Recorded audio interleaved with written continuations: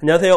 자, 오늘은 무역이란 무엇인가, 그리고 무역을 하려고 하면 여러분들이 처음에 준비해야 되는 일은 어떤 게 있는지에 대해서 설명을 좀 드리도록 하겠습니다. 자, 일단 무역은 무엇일까요? 자, 무역의 사전적 의미를 찾아보시면 재화나 서비스의 국가 간 거래를 바로 무역이라고 얘기를 합니다. 자, 이런 무역은 크게 두 가지로 나뉘게 되죠. 뭡니까? 수입과 수출, 임포트 앤 익스포트로 나뉘게 됩니다.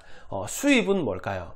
외국에 있는 서비스나 재화를 국내로 가지고 오는 걸 수입이라고 하는 거고요. 그리고 수출은 뭘까요? 국내에 있는 재화나 서비스를 해외로 유통시키거나 판매하는 행위를 수출이라고 얘기를 합니다. 자, 그러면 무역의 흐름을 보시면 수입과 수출과 거의 비슷합니다. 자, 첫 번째는 뭐가 필요할까요? 일단 시장 조사가 필요하겠죠. 내가 수입하고 싶은 물건을, 어떤 물건을 수입하고 싶은지 찾아봐야 될 거 아닙니까? 그러면 주로 이제 예전 같은 경우에는 어떤 방식을 통해서 이런 시장 조사를 했었냐 하면, 예전 같은 경우 방식은 어떻다? 직접 내가 해외 시장에 방문하거나, 그리고 그 박람회를 참석을 하거나, 혹은 코트라나 무역협회에서 해외 셀러들에 대한 정보들, 다 이제 지부들과 지사들이 다 있기 때문에 전 세계에 그런 국가들에서 우리가 필요한 제품들을 제조하거나 유통하는 회사들에 대한 데이터베이스를 거의 대부분 다 가지고 있습니다. 이런 관련 기관을 통해서 시장 조사를 하게 됩니다. 자, 그리고 난 다음에 이제 뭐가 됩니까? 그 아이템을 판매하는 셀러들에 대한 정보들을 우리들이 직접 찾아서 거래처를 이제 발굴하게 되는 거죠. 그리고 그 다음 뭡니까? 이제 무역 계약을 하게 되는 겁니다. MOQ라고 보통 얘기를 합니다. 뭐 최소 주문 수량을 어느 정도 할 것인지, 계약 조건을 어떤 식으로 할 것인지 저희들이 알고 난 다음에, 그리고 그 나라에서 물건을 수출을 해주면 운송을 하게 되는 거죠. 운송을 할 때 여러분들이 흔히 알고 있는 게 뭐가 나오는 게 이제 컨테이너라고 하는 게 나오는 겁니다. 컨테이너에 대한 부분들도 제가 나중에 물류 시간에 다시 한번 설명을 드리도록 하겠습니다. 오늘은 그냥 무역이 어떻게 흘러가는지만 이해를 하시면 되는 겁니다. 자, 그러면 운송이 되고 난 다음에 국내 이제 수입 절차를 밟게 되면 우리가 그 제품을 유통시킬 수 있는 자격 조건을 갖출 수 있는 이제 수입의 흐름이 되는 거죠. 수출도 마찬가지입니다. 똑같이 시장 조사가 있고 거래처 발굴, 내 물건을 사줄 해외 거래처를 찾게 되고 계약을 하게 되고 우리가 운송을 보내주게 되면 그곳에서 수입을 하고 우리는 수출을 하게 되는 거고, 마지막에 이제 수입을 하느냐 수출을 하느냐 이거 정도만 바뀌게 된다는 얘기인 거죠. 자, 그러면 우리가 무역을 하기 위해서 제일 먼저 알아야 되는 건 뭘까요? 내가 무역을 하려고 하면 자격 조건을 먼저 갖춰야 될 거 아닙니까? 우리나라 같은 경우에는 그렇죠. 약을 팔려고 하면 약사 자격증이 있어야 될 것이며, 식당을 하려고 하면 식품 판매 허가증이 있어야 됩니다. 그렇죠? 그리고 주류를 유통하고 싶다 그러면 뭐 주류 판매 허가증이 또 있어야 되는 겁니다. 자, 그러면 무역을 하려고 하면 어떤 자격 조건이 있어야 되는지에 대한 설명을 드리도록 하겠습니다. 일단 무역이라고 하는 게 그 전 시간에도 제가 간단하게 설명을 드렸지만, 예전 같은 경우에는 우리나라에서 무역이 허가제였습니다. 아무나 무역을 할 수 있는 게 아니고 국가에서 허가를 받은 업체들만, 기업들만 무역을 할 수 있는 시스템이었죠. 그래서 주로 이제 무역 상사라고 불리는 회사들, 무역 전문 회사들만이 무역을 할 수 있었습니다. 예전에 유행했던 드라마가 하나 있었죠. 미생이라고 하는 드라마 기억나십니까? 그 미생이라고 하는 드라마의 배경이 바로 무역 상사를 배경으로 하는 드라마였습니다. 그래서 이제 그런 무역맨들, 상사맨들이 전 세계를 뛰어다니고 우리나라에 있는 아이템들 해외로 수출도 하고 해외에 있는 아이템을 수입을 해서 국내 기업들에게 납품도 해주고 이런 일을 했지만, 지금은 무역이 이제 자율화가 되면서 어떻게 바뀌었다? 무역이 신고제로 바뀌었습니다. 그래서 어디에다 신고를 하면 될까요?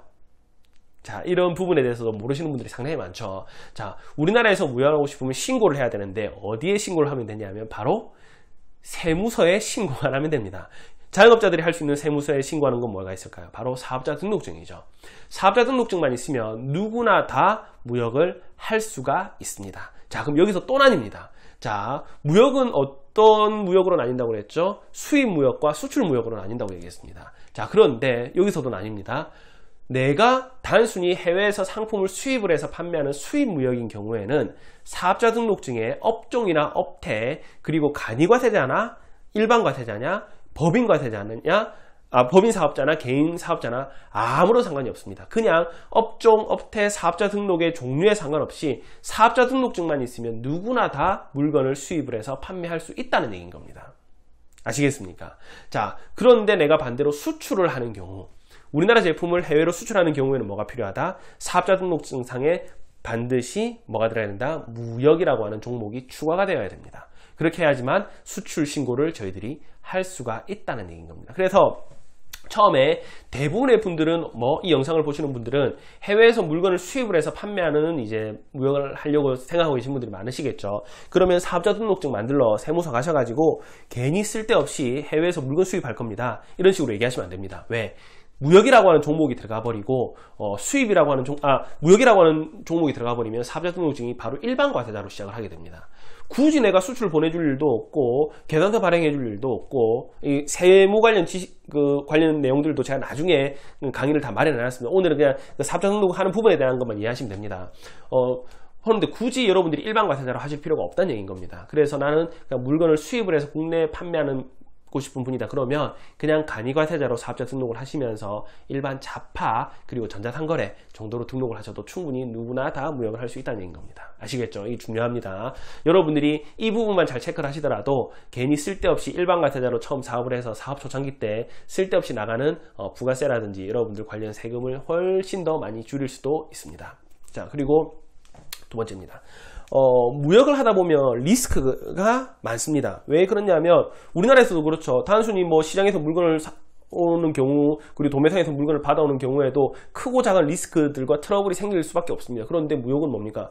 해외와 우리나라와 전혀 다른 언어, 전혀 다른 문화, 전혀 다른 경제 상황을 가지고 있는 국가 간의 거래다 보니까 크고 작은 리스크가 생길 수밖에 없는 거죠. 자, 그러면 무역을 할 때 여러분들이 고려해야 되는 리스크에 대한 설명을 좀 드리도록 하겠습니다. 첫 번째 뭡니까? 언어와 문화가 다르다는 얘기인 겁니다. 그래서 대부분의 사람들이 무역을 할 때 언어 공부해야 되는 거 아니야? 영어 공부해야 되는 거 아니야? 나는 일본어도 하나도 할 줄 모르는데 일본 무역을 할 수 있을까? 고민하시는 분들이 많이 계시는데 제가 그 전에 중국 시장이나 일본 시장 다니면서 찍어놓은 영상을 보십시오. 저는 언어 제대로 할 줄 모릅니다. 그래도 장사하는 사람들은 뭐만 있으면 된다? 얼마냐? How much?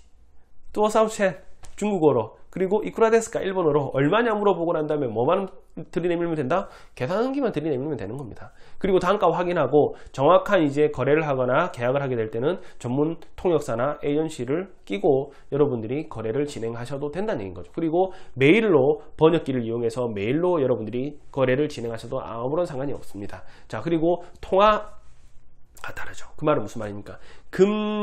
돈의 단위 자체가 완전히 다르다는 얘기인 겁니다. 그리고 환율이라고 하는 걸 영향을 받다 보니까 매일매일 결제하는 시점에 따라서 환율의 영향을 또 많이 받게 됩니다. 그래서 이런 부분들은 제가 나중에 여러분들이 이제 외환 결제라든지 이런 강의 때 제가 다시 한번 더 상세하게 설명을 드리도록 하겠습니다.